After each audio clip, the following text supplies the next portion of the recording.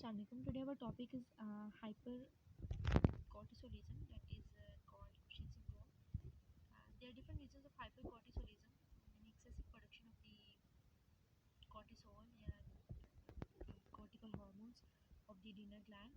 इसकी बहुत सी रीजंस हैं. सबसे पहले हाइपोथैलेमिक ट्यूमर आ जाएगा, CRH की ओवर प्रोडक्शन की वजह से हाइपरकॉर्टिसोलिज्म हो सकती है. पिट्यूटरी ट्यूमर हो सकता है ACTH की ओवर प्रोडक्शन से, और एडिनल एडिनोमा इटसेल्फ एडिनोमा होगा एड्रिनल ग्लैंड का, या फिर एक्टोपिकली प्रोड्यूस हो रहा है ACTH लंग कैंसर वगैरह या पेंक्रियाज के कैंसर में, या फिर एक्सोजीनियसली ले रहे हैं. For example long term use of the glucocorticoid in the arthritis and asthma वगैरह में एंटी इन्फ्लेमेटरी हम ले रहे थे ड्रग्स दैट इज़ ग्लूकोकॉर्टिकॉइड. तो इनकी एक्सेसिव यूजेज से भी हाइपरकॉर्टिसोलिज्म हो जाएगा. सेकेंड में हम आ जाते हैं what is difference between Cushing syndrome and Cushing disease. Cushing syndrome is actually hypercortisolism due to mainly there is problem as the adrenal adenoma adrenal gland, and different reasons either by endogenous and exogenous causes.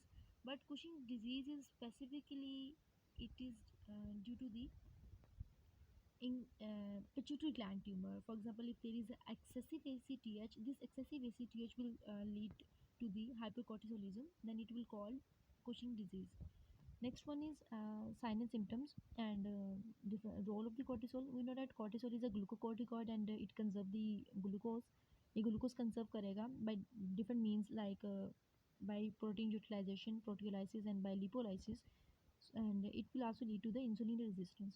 So if there is increased amount of the cortisol, it will lead to the diabetogenic conditions like polyuria, polyphagia and polydipsia, and it can also lead to the fatigue and muscle weakness because of the excessive breakdown of the protein की excessive breakdown से fatigue और muscle weakness like symptoms आएंगे. इस तरह protein synthesis कम हो रही है, breakdown ज़्यादा हो रही है, तो स्किन चेंजेस भी आएंगे क्योंकि कोलेजन प्रॉपर सिंथेसाइज नहीं हो रहा. Purple striae like poor wound healing, these are the symptoms of the skin. ठीक है.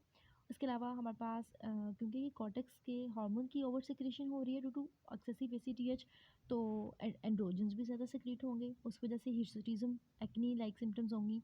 और इसी तरह हाइपरटेंशन भी होगी because cortisol also has the mineralocorticoid activity, उसके पास मिनरलोकॉर्टिकॉइड एक्टिविटी भी होती है, तो वो उस वजह से वो एक्सेसिवली सोडियम और वाटर को रिटेन करना शुरू हो जाएगा और हाइपरटेंशन कॉज करवाएगा. इस तरह लिपोलाइसिस होगी, एक्सेसिवली लिपोलाइसिस हो जाएगी और एब्डोमल मोबिलाइजेशन होगी फैट की in the around the abdominal cavity, in the chest region and at the back and also at the face. That leads to the buffalo hump and rounded moon shaped face and thin extremities and pot shaped belly. इसके बाद हम इसके diagnosis में आ जाते हैं. Diagnosis इसका dexamethasone के ज़रिए करते हैं. डेक्सामेथासोन एक सिंथेटिक ग्लूकोकॉर्टिकॉइड है.